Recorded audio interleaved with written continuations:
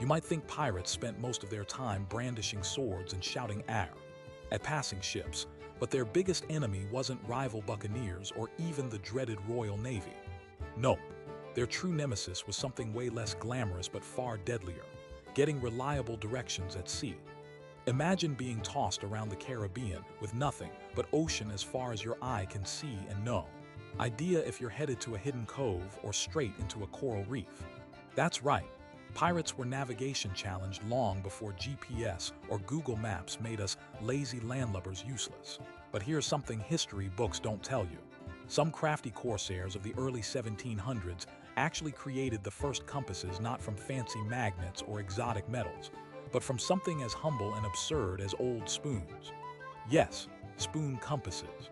Let me tell you, the solutions they came up with were equal parts brilliant and bonkers. So sit tight, because this tale is going to get salty. Back in the day, one of the biggest problems was that standard compasses were expensive, rare, or simply too fragile for the rickety pirate ships that were more likely to be patched together with rope and tar than precision instruments. Pirates sailing during the golden age of piracy, roughly between 1690 and 1730, were taking incredibly risky bets every time they left port. A typical pirate ship of about 70 men, like the infamous Queen Anne's Revenge captained by Blackbeard, needed some way to navigate tens of thousands of square miles of endless blue. Without a reliable compass, they were basically trying to find buried treasure with a metal detector in a desert. Spoiler alert, it didn't work. Most early attempts involved stolen or battered ships' compasses, but these often broke after just a few weeks. Saltwater and rough seas don't exactly treat delicate instruments well. Let's just say the typical pirate had better odds surviving a gunshot wound than keeping a compass intact. But why spoons?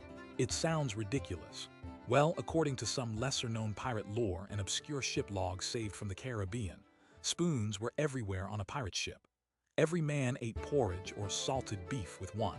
Stainless steel wasn't a thing yet, but good old polished metals like brass or copper spoons were common enough and had the perfect shape for some creative tinkering.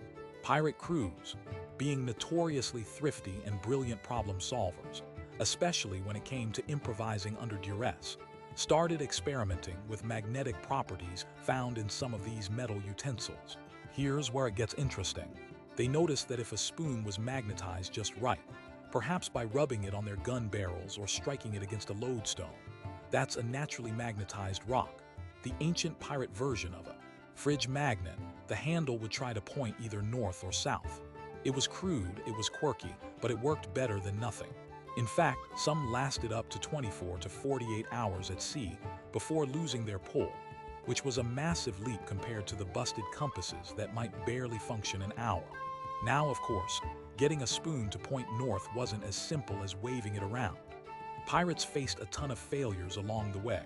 One captain from Port Royal, George "Spoonless" McGrath, tried outfitting every man on his ship with spoon compasses hand-rubbed on his flintlock muskets. Bad idea.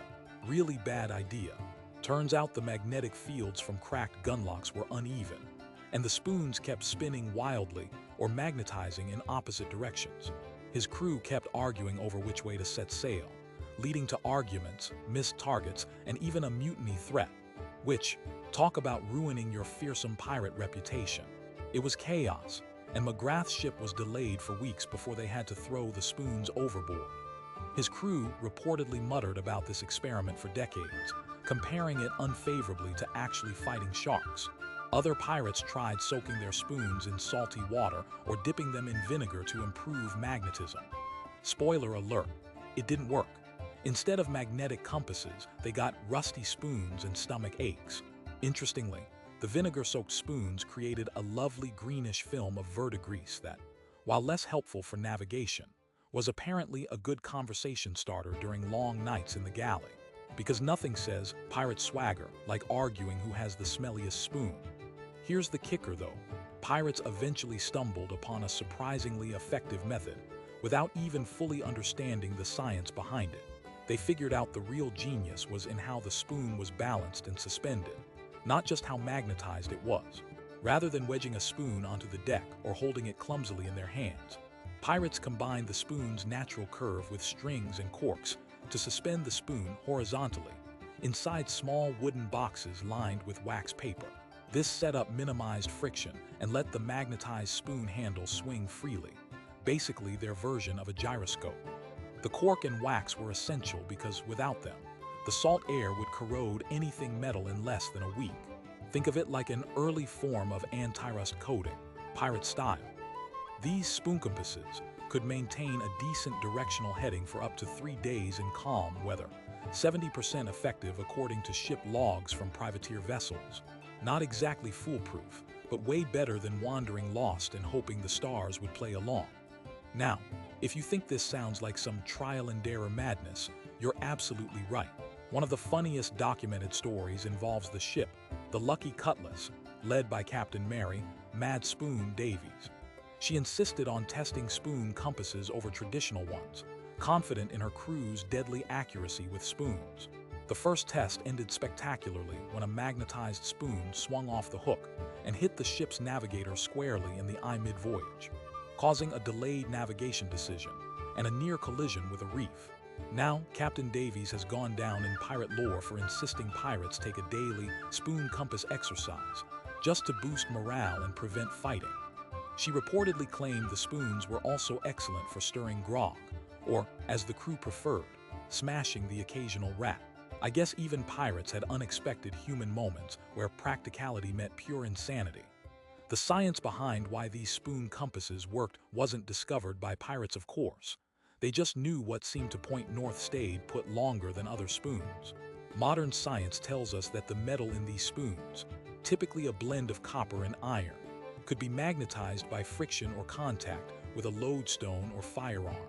The magnetism aligns tiny magnetic domains inside the metal, giving it a tiny magnetic field.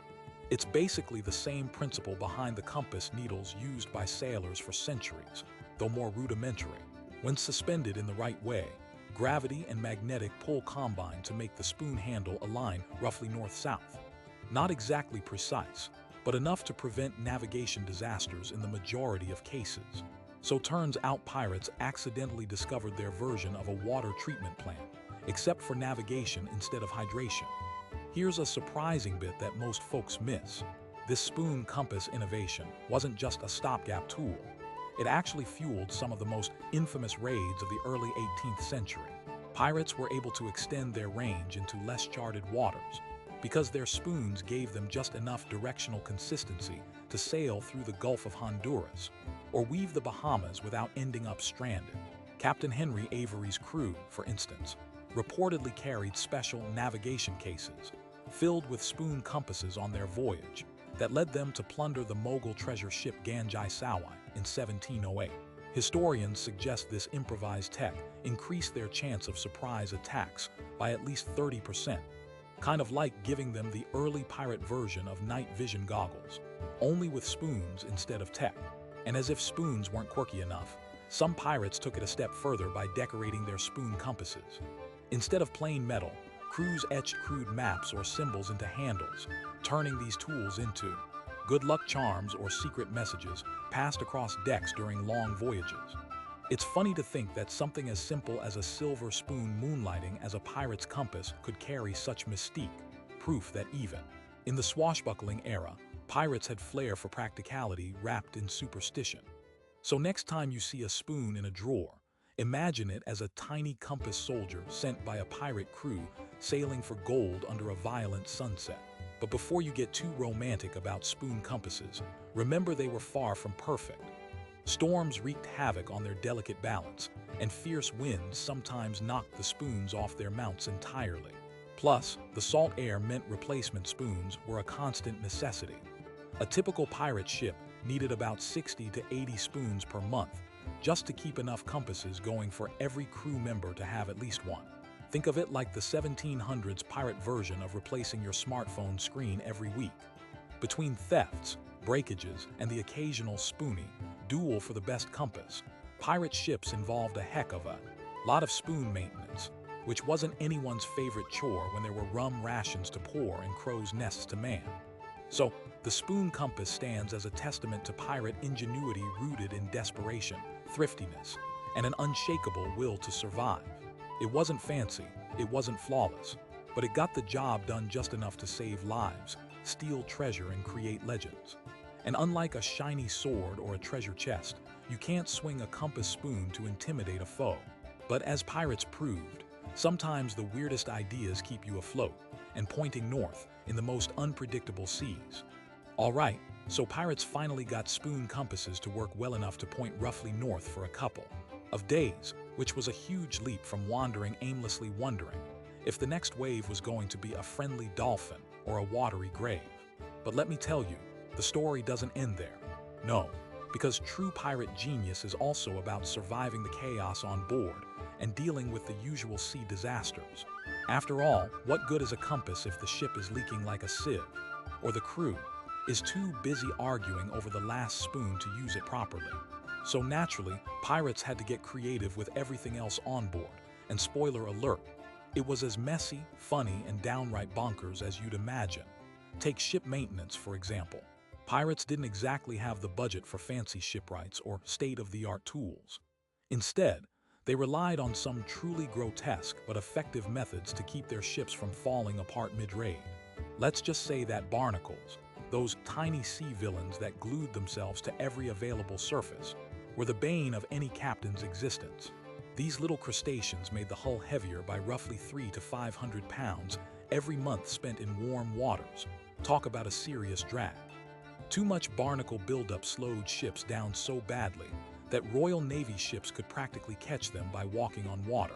Pirates needed their speed because standing still meant cannon fodder. So what did they do?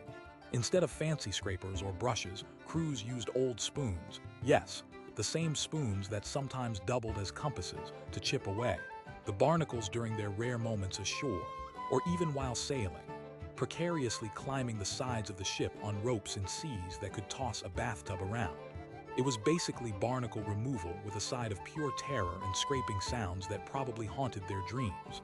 Because nothing screams pirate ambience like the sound of metal on shell mixed with the smell of salt and sweat for hours on end.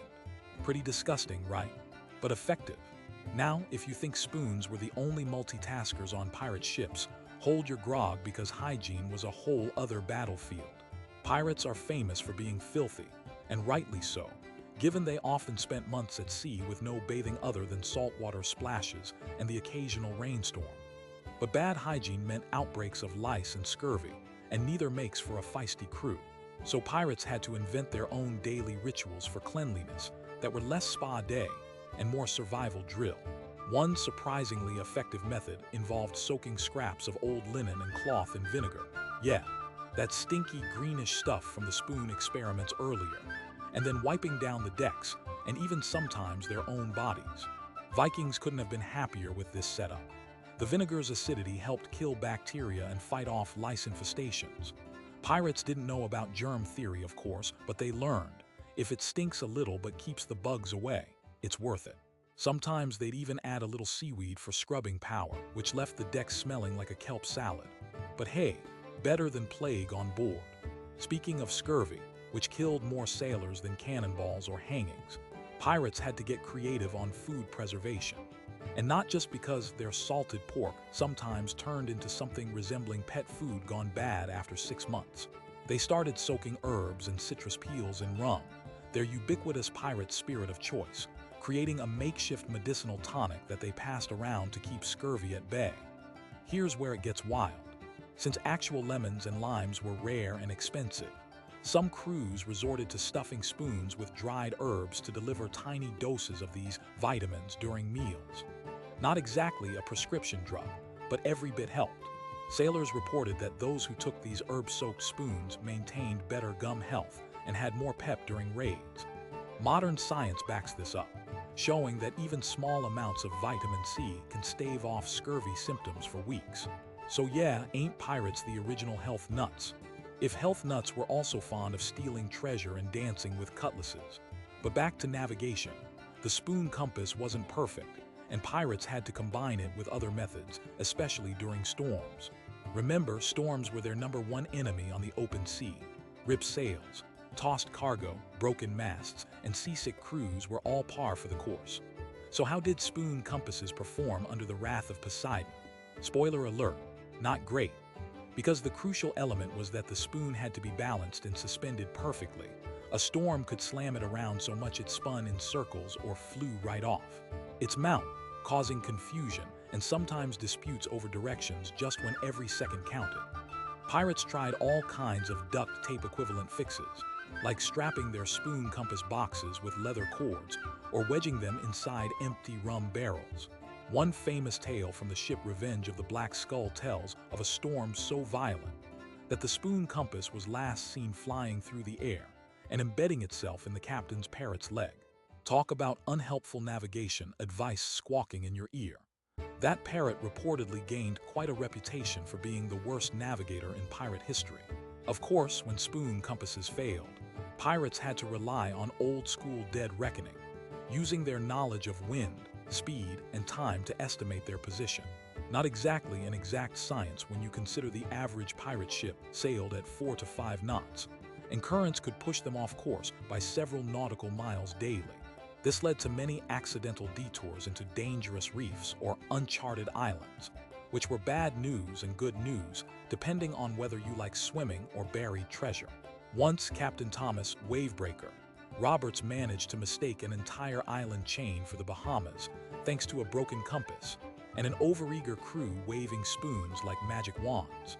His misadventure resulted in a month-long detour and the infamous spoon swear-off, where crew members argued over whose compass was most cursed and which spoon had the worst luck. Rum ration only partially healed the wounds from that disagreement. But pirates were nothing if not adaptable. They also developed what might be called the first crew navigation committees, groups of experienced sailors who compared notes, cross-checked spoon compass readings with star positions, and even consulted shark fin sightings, which, oddly enough, were sometimes used as natural indicators of island proximity, because sharks tend to swim near land in search of prey. These committees met daily, especially on longer voyages, to adjust courses based on every scrap of data, from the direction of bird flight, pattern of clouds, and yes, the wobble of the spoons to the swell of the waves. It sounds like chaos, but this mix of folklore, luck, and careful observation made pirate navigation surprisingly effective. Not exactly your modern GPS, but think of it like the first crowdsourced map app, only with more rum and fewer emojis. Now, just when you think the spoon compass was a quaint pirate curiosity, here comes the twist. These spoon compasses actually influenced mainstream navigation tech later on. Early 18th century scientists and inventors, intrigued by the pirate tales of spoon compasses and their strange ability to point north, began experimenting with suspended, magnetized metals in new ways. Historians link the evolution of portable magnetic compasses partly back to these pirate innovations. So next time you whip out your smartphone's compass app, just remember it owes a nod to those grubby, half-rusted spoons swinging in wooden boxes aboard desperate pirate ships.